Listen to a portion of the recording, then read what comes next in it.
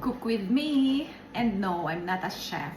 Tonight, I'm going to make Vietnamese style pork mince with sesame, tender stem, broccoli, and rice. In other words, giniling with rice at saka vegetables. Yun lang yun. Again, wash everything. Everything. Chop your tender stem broccoli. Chop your onions. Olive oil. And no, my pan is not dirty. It's just heavily stained. Put your minced pork.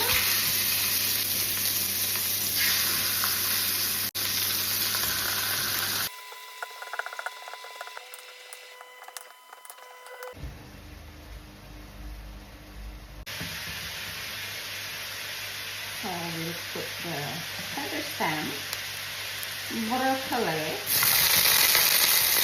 rice,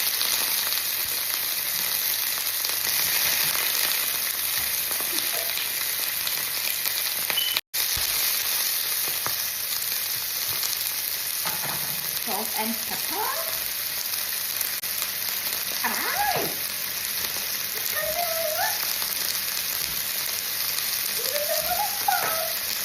And a dash of cold water. Then, ilalagay natin siya. Ganyan, hanggang maluto siya. Onion. Add some ginger and garlic paste. Add your red chili relish. Add some soy sauce. Corn flour. Add boiling water. Cook for 2 to 3 minutes until the water or sauce is thickened.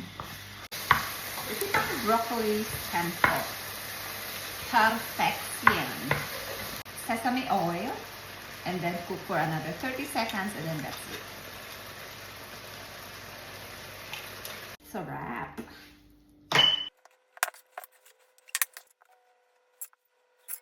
Bon appetitos! Tara, kain tayo, kain tayo. So, itong baon ko. Ito kay Ethan, small portion. It's mine. I decided to baon na lang sa work tonight.